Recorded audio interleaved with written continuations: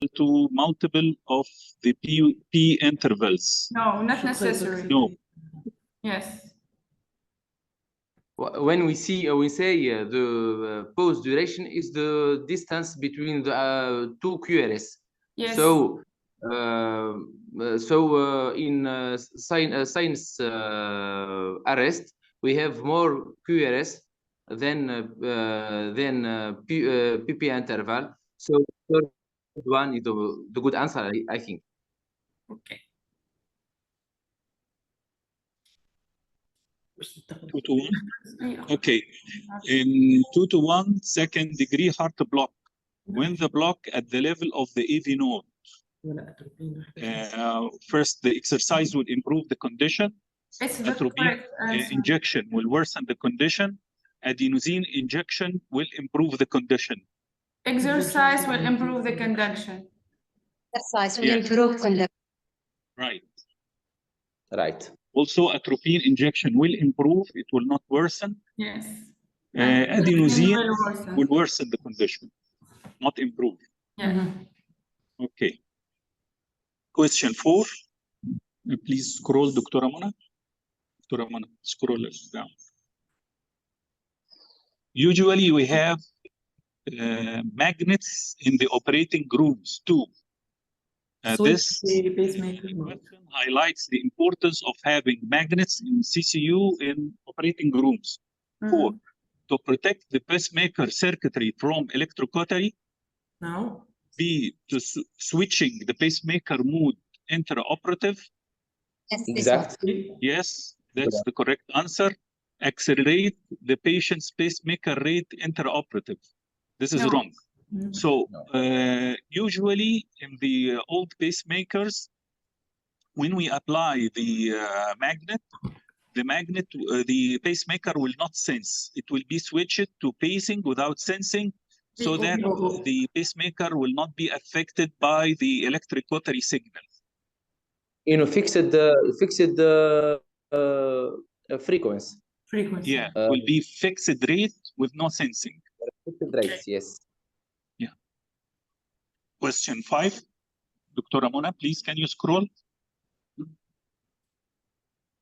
If you have a patient with complete AV block and you suspected altism, the cause of his condition, and you don't have calcium gluconate or calcium chloride, which are known to be the antidotes for calcium channel blockers, what can you give him? Glucagon from 3 to 6 milligram IV, potassium chloride, or insulin bolus and infusion? Insulin bolus. Insulin bolus and infusion, right? Because insulin bolus and the infusion will enhance the metabolism of the calcium channel blockers. The first answer, glucagon, 3 to 6 milligrams IV for beta blockers. Yes, and potassium chloride for patient with hypokalemia. Yes. Sixth question. The most important symptom determining the need for pacing in patients with bundle branch block is syncope, except in patients with. As we know, we have 3 important conditions. First, the sinus node dysfunction. The most important thing is symptoms, not ECG. Then we have AV nodal block. The most important thing is not the symptoms, but ECG.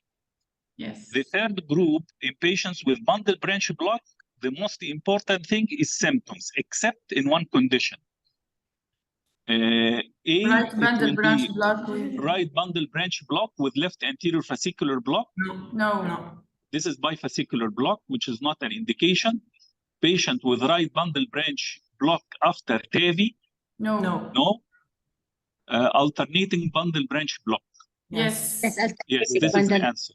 Alternating bundle branch block, which points that the disease in the AV node, and when the disease in the AV node, what takes over is the ECG, not the symptoms. Question 7. دكتورة منى ممكن بس تنزلي. The above ECG is of 32 years old patient, post mitral valve replacement and tricuspid valve repair. What is your recommendation regarding pacemaker implantation? First, reevaluate his condition after 6 weeks. As we can see here, there is Degree atrioventricular. I think 3-1. Yeah. Maybe this is not a complete heart block. This is advanced second degree. Okay. Which is a type of AV nodal block. Okay. معلش احنا مش شايفين كل الدكتوره منى. حضرتك بس صغريها تاني زي ما كانت. Okay. Reevaluate his conditions after 6 weeks. Reevaluate his condition after 5 days, or implant a DD pacemaker immediately. 5 days. What do you think? 5 After days. 5 We days. evaluate after 5 days. After 5 days. In patients with sinus node dysfunction post-operative, we give time for 6 weeks. So we wait more because the possibility of recovery is higher. In patient with AV nodal block, we wait only for 5 days because the recovery is less likely. And we will not go for DDD pacemaker implantation because recovery is a possibility during the period of wait. So the answer will be reevaluate his condition after 5 days. Question 8. Atropine injection is used in patient with AV block and hemodynamic instability except following valve replacement, No. following acute myocardial infarction, or No. following cardiac transplantation. Yes, transplantation. Why? Because the heart There is is denervation. Yes, because the implanted heart is denervated, so it will not respond to a drug that affect the autonomic nervous system. Okay, so atropine is valid in all these patients except the patient with cardiac transplantation. Okay. Question 9. 85 years old male patient admitted to the hospital with syncopal attack. His ECG showed 2-to-1 heart block. 3 days later, his ECG normalized. No cause could be found for his condition except for moderate calcific aortic stenosis. What will be your decision? First, to discharge the patient with close follow-up, or to implant a DDD pacemaker. Yes. To implant DDD pacemakers. Anyway, what's the answer? We have, I think, the two answers were the same: implant DDD pacemaker and implant a DDD pacemaker. Implant DDD pacemaker. So the issue here that this patient is having a heart block, intermittent heart block, intermittent 2-to-1 heart block with recovery. So sometimes there is 2-to-1 heart block, and then sometimes he's in sinus. So we'll discharge him, or we'll implant a pacemaker. We implant. We implant, of course. Pacemaker. We implant. Implant a pacemaker. This is an advanced second-degree heart block, so we can implant a pacemaker. I don't know what was the third answer, Dr. Mona.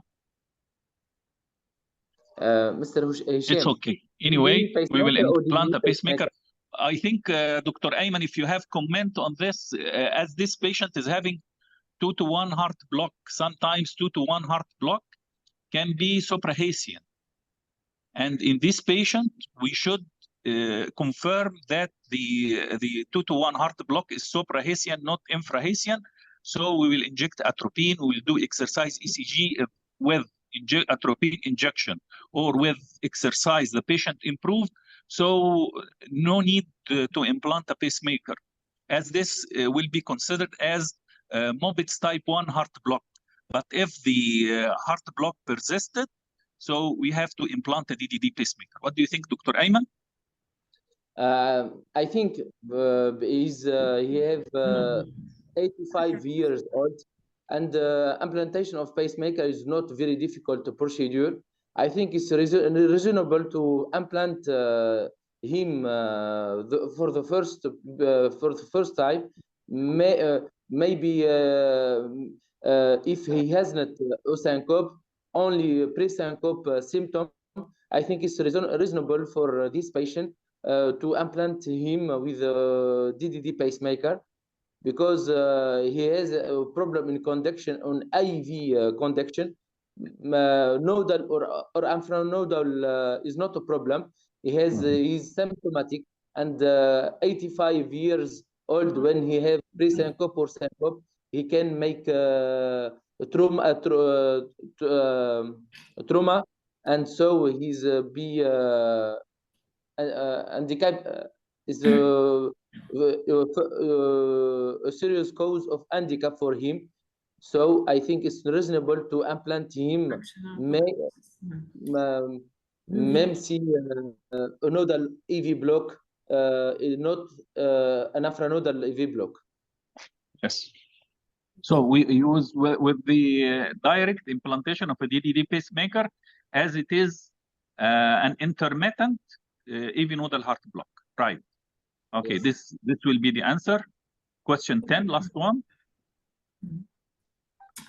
So as we can see here in this ECG, the previous ECG shows the 6 pericardial leads and 3 rhythm strips of 55-year-old patient accompanied with dizziness. The heart rate is 53 beats per minute. The best treatment for this kind of bradycardia is what is Beta beta blocker. blockers. yeah. So what is this type of bradycardia? This is actually is not a bradycardia. This is a type of tachycardia, which is an atrial premature beat. Beats. Yeah, as we can see, the black arrow is pointing to the premature atrial activity, after which the QRS is not conducted because it's not recovered. On the refractory period of It's still in the refractory period, and that's why it is not conducted.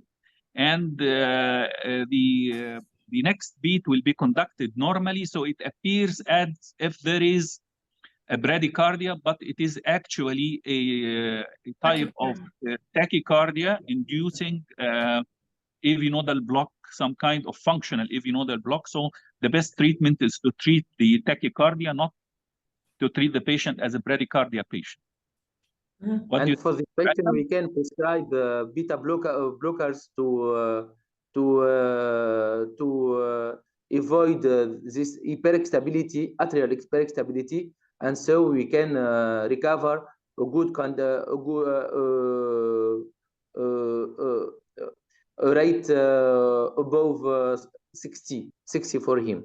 I think for this patient, we are not sure that we are afraid if we prescribe beta blockers, but when we see that it's blocked supraventricular extrasystole, is reasonable to give him beta blockers with and so see what happened. I think it's may recover good rate when extrasystole supraventricular extrasystole will disappear. And also, I think Dr. Osama Nuno presented, during his presentation, he showed us an ECG like this one. Okay, so the answer will be treatment of the atrial premature, which is a beta blockers. And this will be the answer. Okay, thank you for answering the quiz, for who answered the quiz. And I think it was an easy one, and most of you got 10 correct over 10 questions. Thank you very much. Thank you.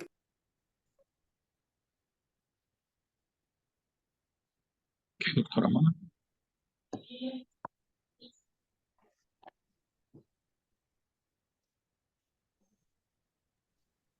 Tunisian team, can you start? Case scenario? Yes. Okay, go on. Who Go shall on. start? I stopped sharing my screen, so you're free to share yours. There you are. Okay, start. Can you share your case scenario with us? Which team have to start? Tunisia. Ah, okay. We have to share our screen. Yes, please. Okay. No, case scenario first. Yes, yes, Yes, yes. yes, scenario.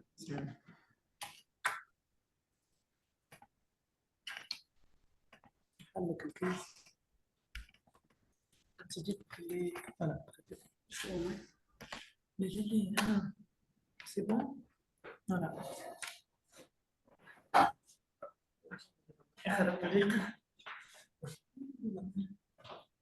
Good Good morning. morning, madam. Have a seat. Thank you. I'm Dr. Sharif, and I will be your physician today. What's your name? Tasturi Emna. How old are you? I'm 72. Are you married? Do you have kids? Yes, I'm married and I have a son. Okay. Are you retired? I've never worked before. Do you have a family or personal history of cardiac disease? Family, no, not that I know of, no. Okay. Do you have family history of sudden cardiac death in young age? No. No. Okay. Do you have hypertension, diabetes, dyslipidemia? Yeah, I have hypertension. I'm on captopril Okay. day, and I have diabetes, and I'm on metformin twice a day, but nothing else, just hypertension. You don't use any other medication? No, some flu meds sometimes, but nothing else chronically. Do you have thyroid disease? Not that I know of. Okay. So how can I help you? What's your complaint? I've been actually experiencing some dizziness and fatigue lately. Since when? Maybe a week. Okay. And do you have some other symptoms like palpitations, chest pain? No chest pain, no palpitations, no. Okay. And do you lost consciousness? Actually, yes, today, this morning. Okay. And how long did it last? I'm not pretty sure because I lost consciousness, but I think not more than a minute because my son heard me fall Okay. and I was in the next room. And when he came, I was already up. So that probably took a few seconds, maybe. Okay. And just before the episode, did you feel chest pain, palpitation? Nothing. Nothing. Okay. And I was just watching TV. Okay. And then you were at rest. Yes, I was at rest. Okay. And do you have some other symptoms like vomiting, nausea, sweating? Not particularly, no. No. No. Fever? No fever. No fever. No. Okay.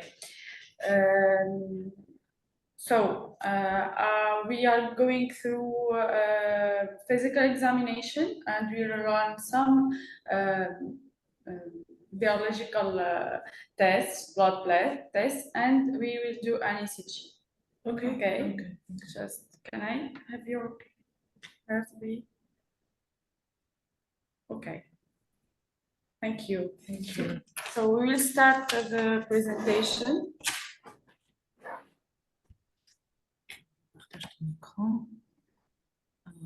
Case analysis bradycardia.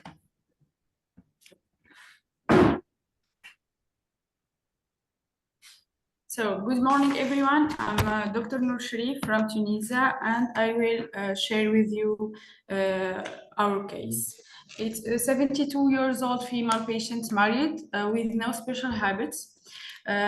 For her cardiovascular risk factor, she's no smoker. She has hypertension on captopril, diabetes on metformin, non-personal or familial history of cardiac disease or sudden cardiac death. Her chief complaint is lipotherapy since 1 week without prodromes, and she had syncope the day of the medical visit. She doesn't have dyspnea or orthopnea. On exam, the patient was conscious, alert, oriented to time, place, and persons, with a body mass index of 28 kilogram per meter square. Blood pressure was at 16/9, heart rate 35 beats per minute, no fever, respiratory rate at 18, and blood saturation at 96, with no peripheral signs of hyperperfusion. She had a normal examination of head and neck. Jugular venous pressure was normal. The examination of the chest showed a vesicular breathing with no additional sound. The abdomen was soft, lax, within no palpable masses or tenderness. Central nervous system, no focal or systemic neurological defect. She had regular heart sounds with no murmur, low limb, good peripheral pulses with no edema. So this is her ECG at the emergency.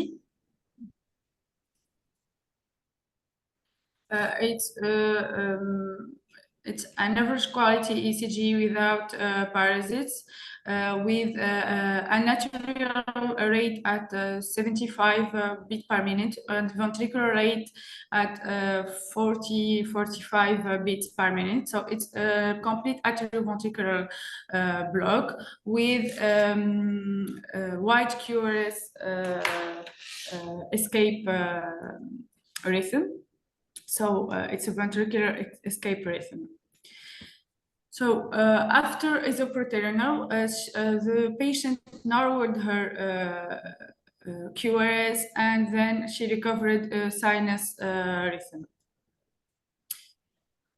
For lab tests, hemoglobin level was at 11.8, normal renal function, troponin was negative, white blood cells at 4,160, no inflammatory blood syndrome, potassium level at 4.1, calcium level at 2.3, with a normal thyroid blood tests. On the transthoracic echocardiography, non-dilated left ventricle with left ventricular hypertrophy and preserved systolic function, no diastolic dysfunction, no wall motion abnormalities, no valvular disease, with a normal right ventricular systolic function. So this is our therapeutic decision. We decided to implant the patient with a pacemaker, and we will pass to the MCQs. Oh. So, which of the following is to be evoked in the context of the family history of sudden death with a conduction abnormality?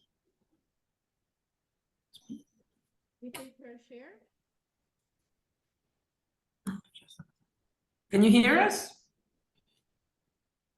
Remember? Yes. Yes, we are with you. Give the people 30 seconds to think together and then ask. We don't hear you, Dr. Muna. We can't hear you very well.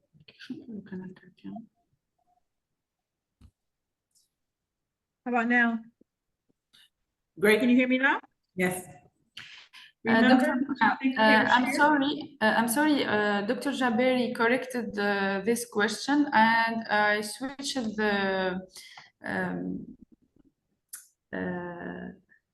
the answers and the question. The answers, and I forgot to switch the question. She requested to ask about surgery for Carpal tunnel syndrome. carpal tunnel syndrome, not family history of sudden death.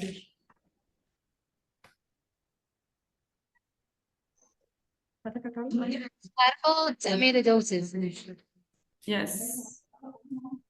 I'm sorry. So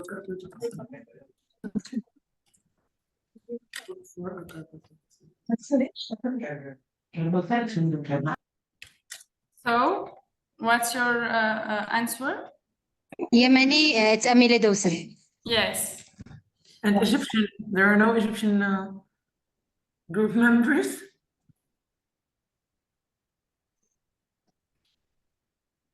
Dr. Mona, do you hear? Amyloidosis. From Egypt, amyloidosis. What do you need? We don't hear you. Can you hear me now? Now we can hear you. Yes. So in the context of surgery for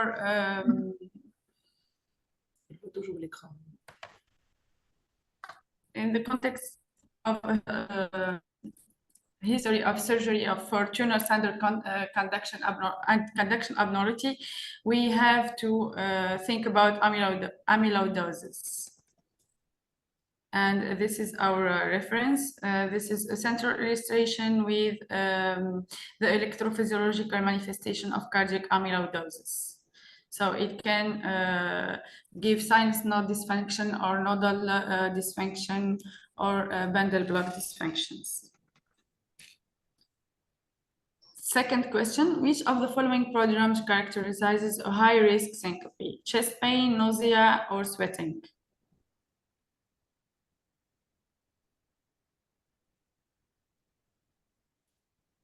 Chest pain. And Egyptians? لا لا Chest pain from Egypt. What? ما رايكم؟ chest pain ما chest pain. كان الدكتور نوز يكره متأكد.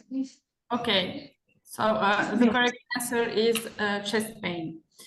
This is the European recommendation, and new onset of chest discomfort or breathlessness or abdominal pain or headache is a major high risk for syncope. Third question, of the physical exam findings, what evokes an acute cause of atrioventricular block? High blood pressure, fever, or heart rate at 20 beats per minute? From Egypt, C. From Egypt, fever. Why? C. C, heart rate at 20. 20 let's see. Yemen, C. Yes, see. And why do you think so? Why? Why Yeah, 20 beat per minute evokes acute cause of atrioventricular block more than chronic cause? A cause an acute cause of atrioventricular block. Who has an answer?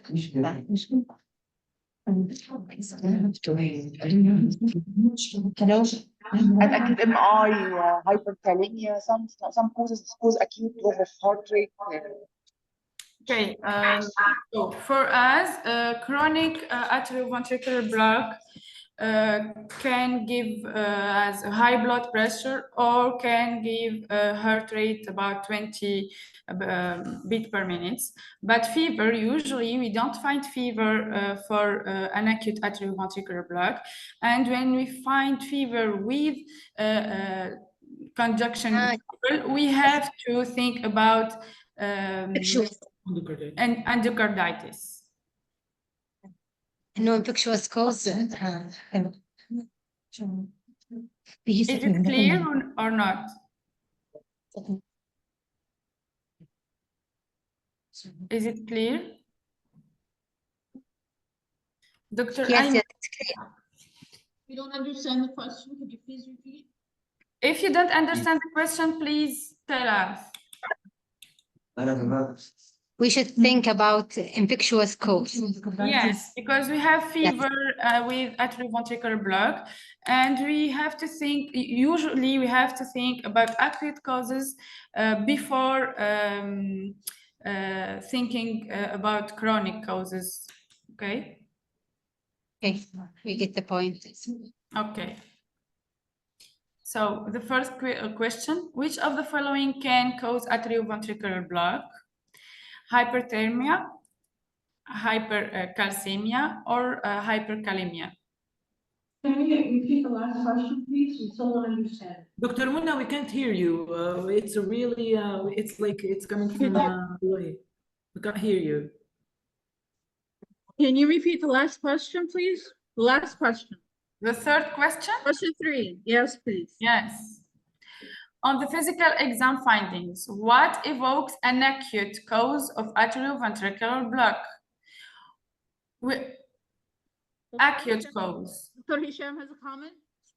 We can't hear you, Dr. Munna. We can hear you better when you talk next to the laptop, but when it's it's with the microphone. Dr. Hisham has a comment. Dr. Hisham, you are on mute.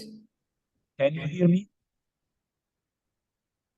Yes, we can hear you. Yes. Okay.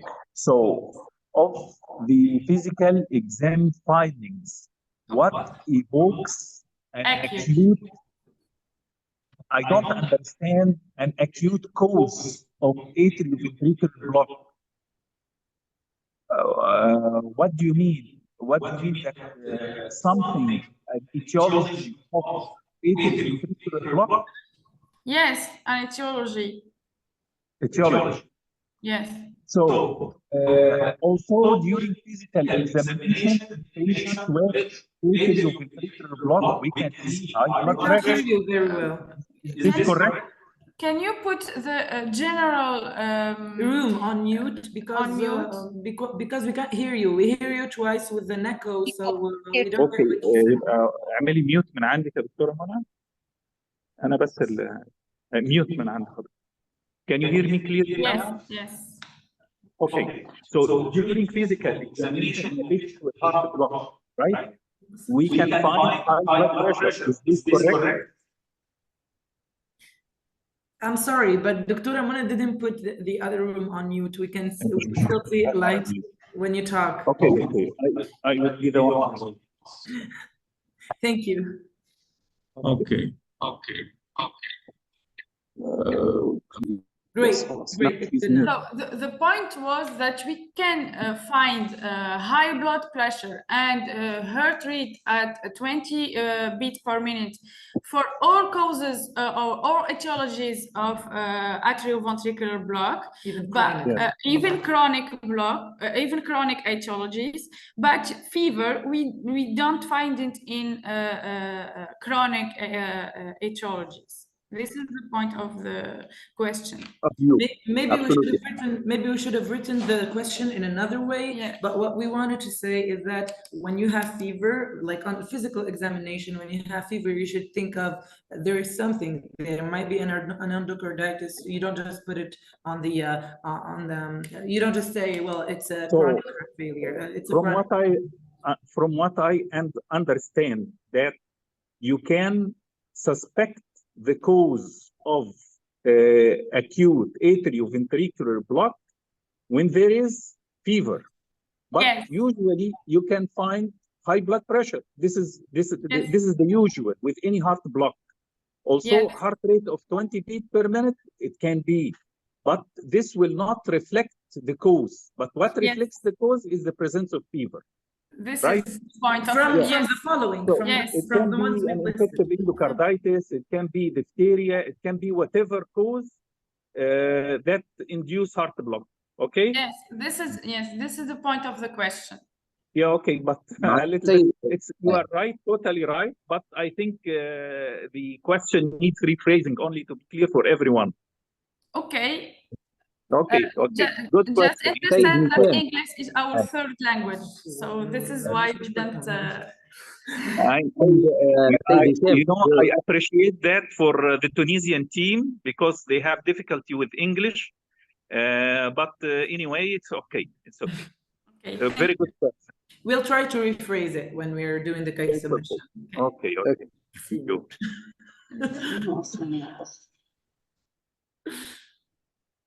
So the first question: which of the following can cause atrioventricular block? Hyperthermia, hypercalcemia, or hyperkalemia? Hyperkalemia. Okay. Yeah, this was a guess. So we have to know that hypothermia and hypocalcemia can cause atrioventricular block, not hyper. This is our reference. The fifth question, which investigation is mandatory in case of atrioventricular block? Coronary angiography, genetic test, or transthoracic echocardiography? This is a gift also.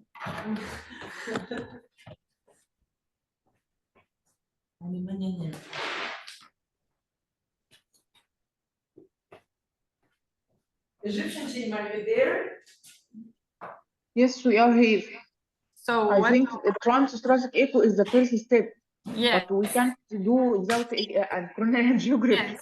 I think The question was mandatory. So we Echo- have to C. do transthoracic echocardiography for all patients who Yes. have.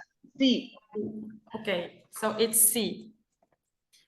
Yemeni And team, do you agree? are you with us? Yes, yes, we agree. Okay.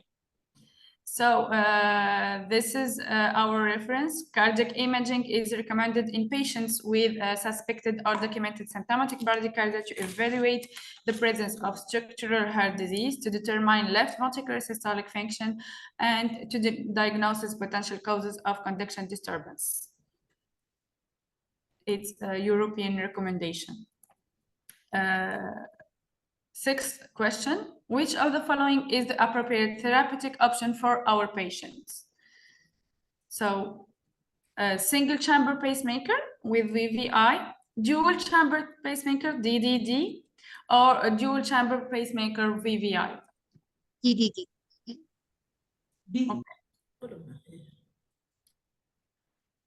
Why? From Egypt to DDD. Okay, because it's the correct answer, because our patient hadn't atrial fibrillation. She had 72 years old with good life prognosis.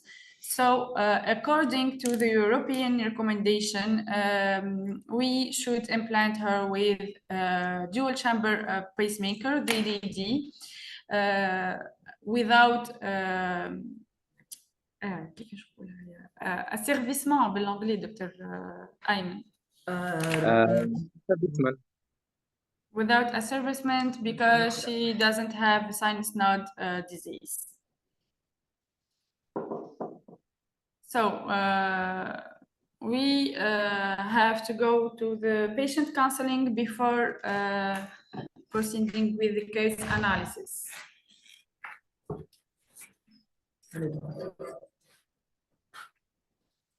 So, madam, the findings of the examination showed a slow heartbeat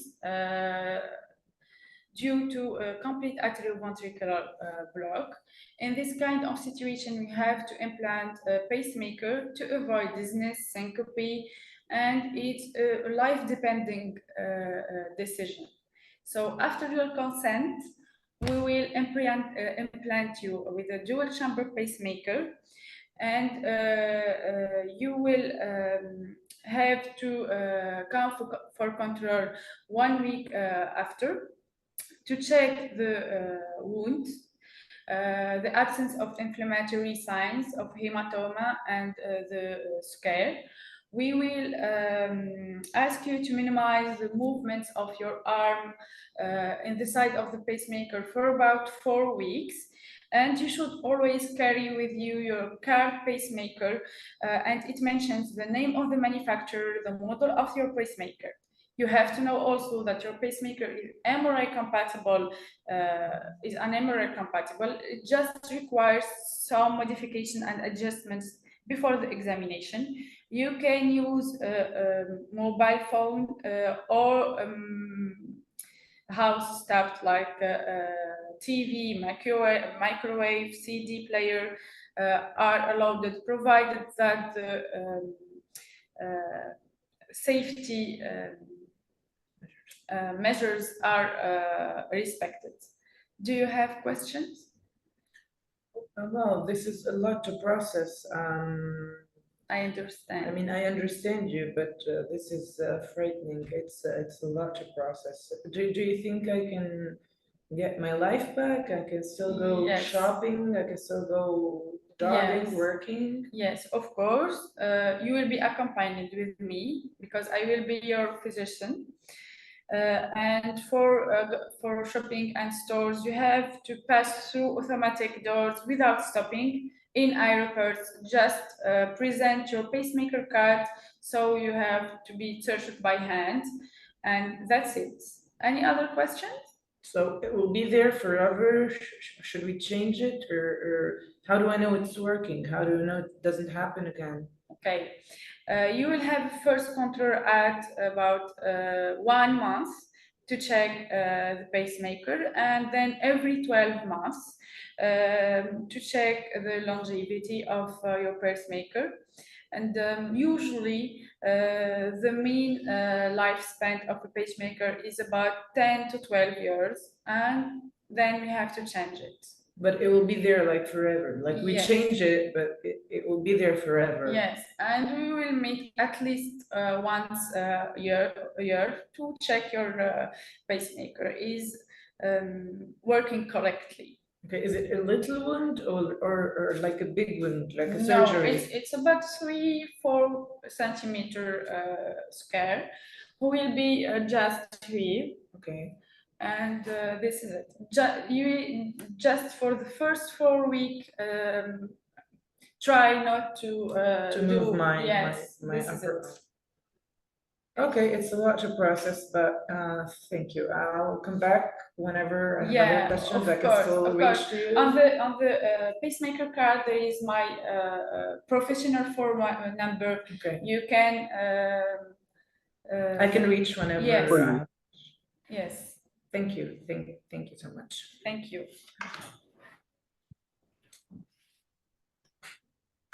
So we pass to the case analysis. Our patient is a 72 years old female, menopause who has hypertension on captopril and diabetes on metformin.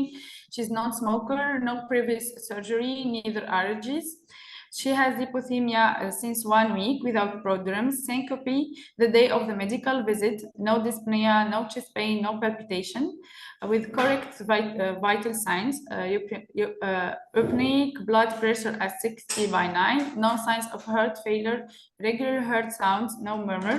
On the ECG, she had regular rhythm at 45 beats per minute, with atrial rate at 75 and ventricular rate at 45, so it's a complete atrioventricular dissociation with a ventricular escape rhythm wide QRS at 160 millisecond with an LBBB morphology, so it's a 3rd degree atrioventricular block. On lab test, she had anemia, normal renal function, and high troponin, and no high troponin levels at 8 picogram per milliliter, normal potassium and calcium levels, and no biological inflammatory syndrome.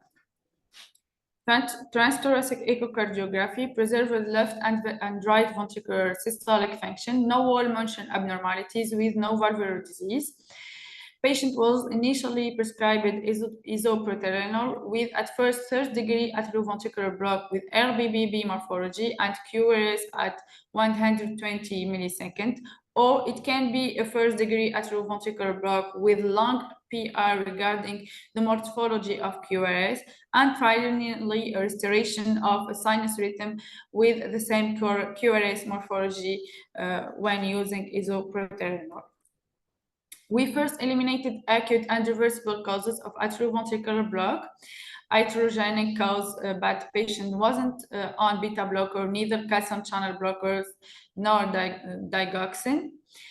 For metabolic causes, patient had normal blood levels of potassium, calcium, and TSH with no physical signs of hypothyroidism. Ischemic cause, considering the cardiovascular risk factors, but no chest pain with normal troponin levels and normal wall motion on echocardiography. Severe aortic stenosis was eliminated by physical exam and TTE. Endocarditis was eliminated by history, physical exam, and lab test and echocardiography.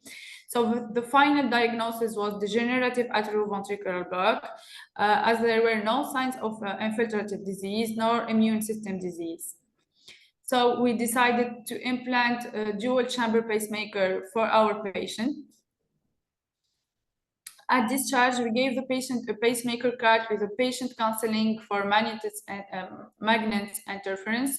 The first control will be 2 to 6 weeks after implantation to verify the wound, eliminate infection signs, hematoma, etc. And then every 12 months for pacemaker check to adjust pacing output, check arrhythmia, reduce unnecessary right ventricular pacing. So the take-home messages are, in the case of atrioventricular block, it's mandatory to eliminate acute and reversible causes. In case of chronic atrioventricular block, eliminate by personal and family history, physical examination, investigations, infiltrative and genetic causes like sarcoidosis, amyloidosis, hemochromatosis. Echocardiography is recommended in patients with atrioventricular block to determine the left ventricular systolic function and diagnose potential causes of conduction disorder. The absence of atrial fibrillation and severe comorbidities recommend a dual chamber pacemaker. An appropriate counseling for patients of a patient with a pacemaker is mandatory, including pacemaker holder cart, how to detect a problem with the pacemaker scar, how to manage magnetic interference, etc. Thank you for your attendance. Thank you very much. I hope Tunisian it was team. clear. It was a very nice case. Can you hear me? Yes. Yes. It was a very nice and representative and typical case, and you covered very important points in this case. I only have a couple of comments out of our daily clinical experience. Because you told the patient during the counseling that she has not to move her arm for about 4 weeks. And this is usually a problem for us. Many of our patients is coming with a frozen shoulder, which is a very nasty condition with severe pain and limitation of movement. And we have to send the patient for physiotherapy later on. This can be done. The motion can be limited, and you should show the patient. I know you didn't take this on details, but the most important thing is not to elevate the arm above the level of the shoulder. Yes. This is the most important thing. And usually we put the patient on a splint. But personally, I don't recommend that. You just tell the patient not to elevate the arm above the level of the shoulder, and that's it. Not to induce this nasty condition of arthropathy. Okay. The other thing, the electromagnetic interference, I think there is much exaggeration in the electromagnetic interference. In my opinion, using cell phones on the same side of the pacemaker will not affect, but don't put except the satellite phones. The satellite phones is having a very high magnetic interference. It's the only device you shouldn't use, but the usual cell phones is okay. Also, we have some new devices like in Apple phones. We have magnets on the back of the very strong nodium magnets on the back of the case. So it's not allowed to put the device on the shirt pocket if the pacemaker on the other side, okay, at the same side, I mean. Also, the issue of gates. Gates is not issue, but is not an issue for interference. But usually the gate will continue beeping even if they strip the patient out. It's not an issue. The gate is not an issue. Also, a comment on the ECG. You showed the ECG after the pacing. I can see that there is a spike before the A wave. Yes. which I don't recommend, because this patient is not having a sick sinus disease. So we have to make every effort to reduce the pacing frequency. I mean, we should encourage the patient rhythm, the normal atrial activity of the patient. Also, we have to prolong the AV time so that we can encourage the occasional conduction of the patient, as long as the patient is having intermittent heart block. You know that the pacemaker is a disease itself. So the issue here in bradycardia pacing is to minimize pacing as much as we can. This is Yes. not the issue when we doing a CRT. We should increase pacing as much as we can. So this is the concept of bradycardia pacing. Anyway, it was a very, very nice and informative case, and you have made a very good effort. Thank So you very much. congratulations. Thank you. Thank you. Just for the patient, she recovered sinus rhythm just after the pacing. I just put the ECG to show that she had A dual chamber, but we had the same reflection because she had the same reflection. we had the same reflection regarding the atrial pacing. Okay. We didn't pace her, but but we had the same reflection. Thank you for your comments. Thank you. Thank you very much. Dr. Ayman, it's okay for you? It's okay for me. There is some in our practice. There is some recommendation which use like Dr. Hisham said, but for this presentation and the congratulations for Tunisian team, because it's a good presentation and a typical one. I think when they practice and they implant pacemaker, there is some other things to know. But in this level, it's a good presentation, and they have do good job. Thank you very much.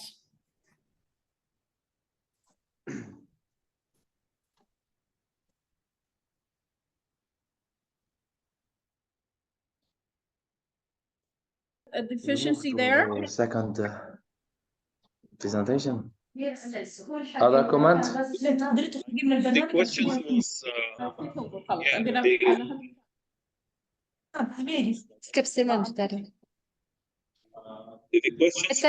open-ended, as you asked the patient, so what's your problem?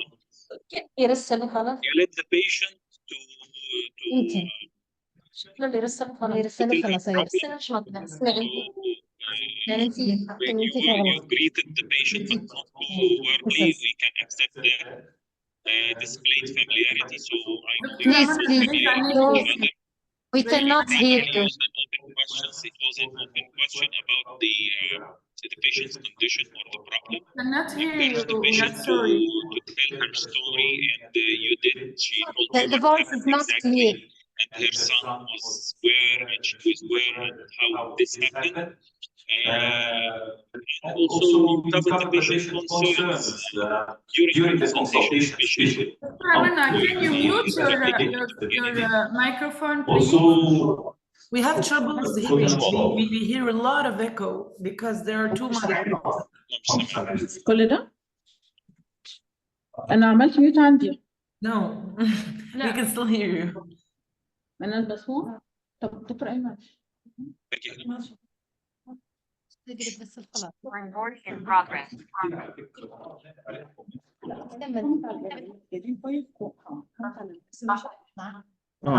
So anyway, for me, I give you full mark in every aspect, and I think you fulfilled the one response was 33.3%. Encourage the patient to tell her story. You encourage the patient to tell her story.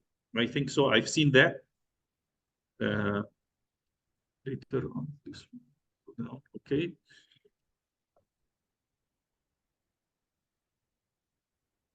elicited patient's perspective, asked about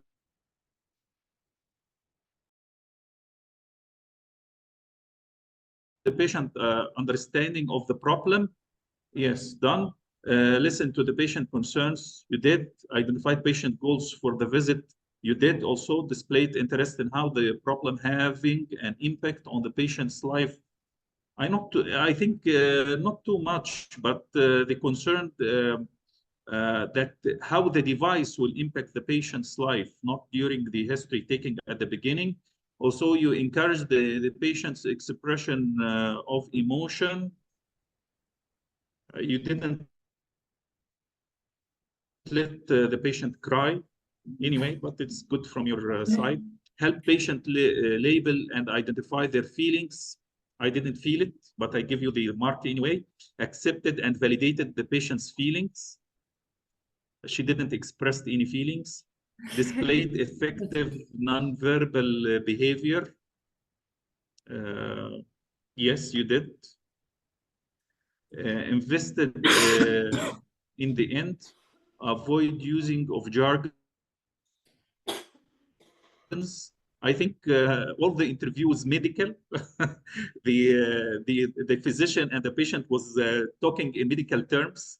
You didn't make the you didn't make it professionally at this point.